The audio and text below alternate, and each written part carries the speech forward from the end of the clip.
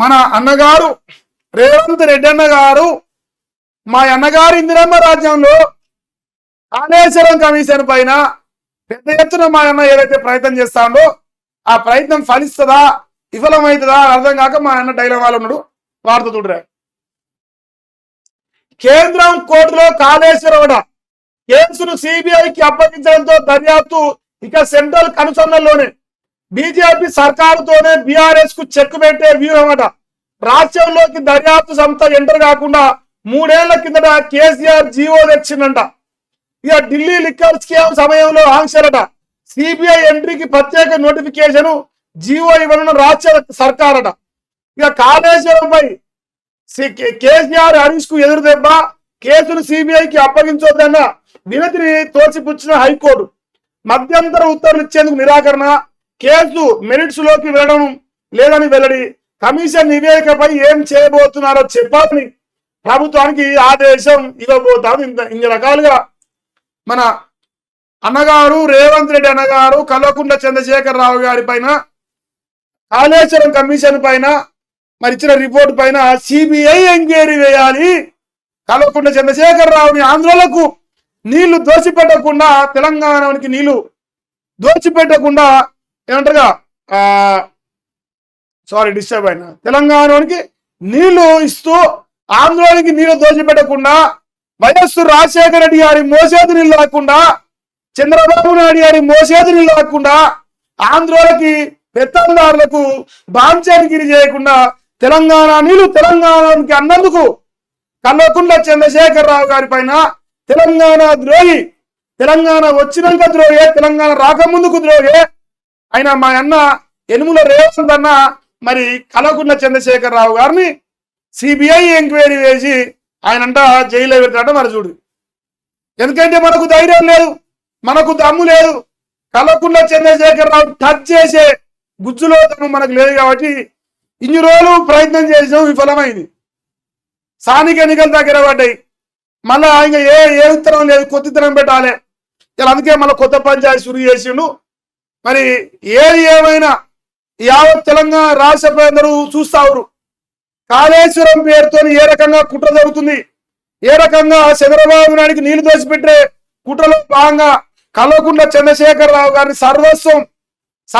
సర్వం ఆయన మీద పెట్టి ప్రజలందరినీ పిచ్చోళం చేసి ఈ కాళేశ్వరం కమిషన్ తోని కాలయాపన చేసి స్థానిక ఎన్నికల్లో కాంగ్రెస్ పార్టీ 6 గ్యారెంటీలు పక్కన పెట్టి ఓట్లు వేసుకునే ప్రయత్నం అని ప్రజలు కూడా డిసైడ్ అయిపోయారు. వాస్తవం కదా. ఇక మరి రేవంత్ అన్న ఏం చేస్తాడు? ఇక్కడ సిబిఐకి లేఖ రాస్తాం, కాళేశ్వరంపై దర్యాప్తు కోసం సిబిఐకి లేఖ రాస్తామని సీఎం రేవంత్ రెడ్డి చెప్పారు. సోమవారం ఆయన హోటల్ తాజ్ కృష్ణలో మీడియాతో చిట్చాట్ చేశారు. కాళేశ్వరం అవకతవకలపై విచారణ సిబిఐకి అప్పగించాలని రాష్ట్రానికి చెందిన బీజేపీ నేతలు పలు సందర్భాల్లో పదే డిమాండ్ చేశారని గుర్తు చేశారు. ఆ డిమాండ్ చేసిన దాంట్లో బండి సంజయ్ గారే ఉన్నారు. అంటే ఈ కేసు సిబిఐకి అప్పగించాలని మీరు ట్రాన్స్పరెంట్ గా చేస్తలేరని చెప్పారు.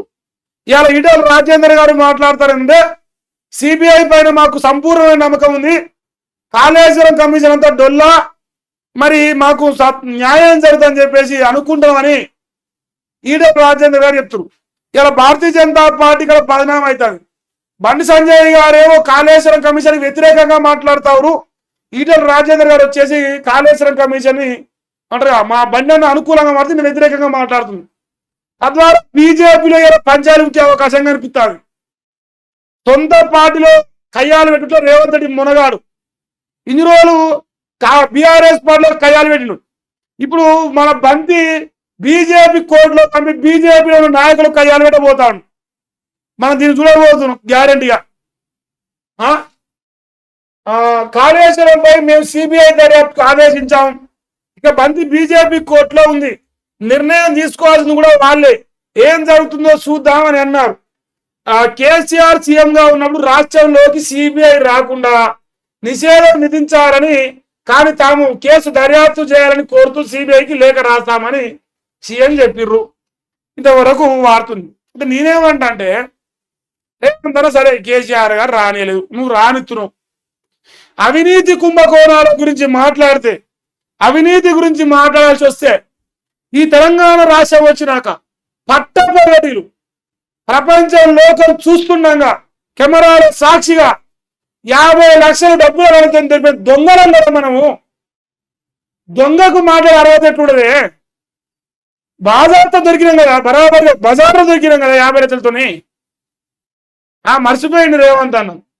సో ఇంతవరకు ఈయన బానిసత్వాన్ని ప్రదర్శించుడు. మరి ఏం జరుగుతుంది ఇప్పుడు ఇదే వార్తలు ఒక్కొక్క మనగాడు ఒక్కొక్క రేంజ్లో రాస్తారు. ఇప్పుడు నేను చెప్తా, కంపేర్ చేస్తాదే. కాళేశ్వరంపై సిబిఐ విచారణ జరగబండి. ఇట్ట పెట్టినాను పిల్లర్ల కాడ, పిల్లరు మరి సన్నాసులారా. నేను ఏం చెప్తున్నారు వారి కాళేశ్వరం కడో మేడిగడకు పోదాం, లైవ్ స్ట్రీమింగ్ పెడదాం, లైవ్ ఫుటేజ్ తీసుకుందాం. 24 గంటలు కాదు 48 గంటలు పెడదాం, లేదంటే 365 రోజులు పెడదాం. మేడిగడ కాడ ఏదైతే 2 పిల్లర్లు కుంగినాయో ఆ కుంగిన పిల్లర్ల కాడే లైవ్ స్ట్రీమింగ్ పెడదాం. పోరి కాళేశ్వరం కూలిపోయిందా, మేడిగడ్డ కూలిపోయిందా, ప్రజలకు ప్రపంచం మొత్తం చూపించి కేసీఆర్ లంగా అందాం. సాక్ష్యం చూపిద్దాం కూలిపోయినట్టు. భయం ఎందుకు? ఈ బతుకులా మనవాడ. ఇంకేంది? ఇంకా రాసిరా? ఇంకా రాయలేదు. సిబిఐ విచారణపై ఎలా ముందుకెళ్దాం, కేసీఆర్తో కేటీఆర్ సహా భరోసా నేతలు పెట్టి కవిత వ్యాఖ్యలపైన చర్చ. పెట్టిన చర్చ కవిత మాటల గురించి. ఇప్పుడే సిబిఐకి కలిపిరు. కలవకుంట్ల చంద్రశేఖరరావు సిబిఐ వచ్చినా, ఈడీ వచ్చినా, ఎన్ఫోర్స్మెంట్ డైరెక్టరేట్, తర్వాత ఐటీ వచ్చినా, మా రేవంత్ సిట్ వచ్చినా, ఏసీబీ వచ్చినా, ఏది వచ్చినా కేసీఆర్ టచ్ చేస్తే రాష్ట్రం అగ్గి అయిపోతుంది. ఇప్పటికే రైతు బంద్ చేయక, రుణమాఫీ చేయక, కరెంట్ ఇయ్యక, నీళ్ళు ఇయ్యక, ఇచ్చిన పథకాలు ఇయ్యక, ఏది ఇయ్యక అరికోస పెడుతూ రాష్ట్రంలో ప్రజలు.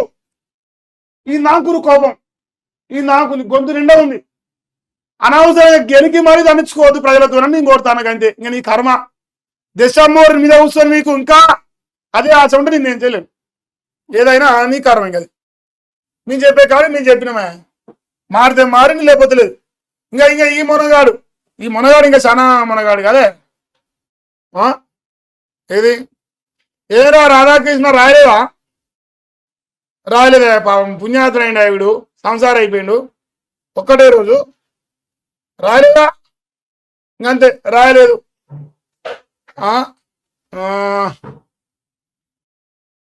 ఇల్లు రాసిరా.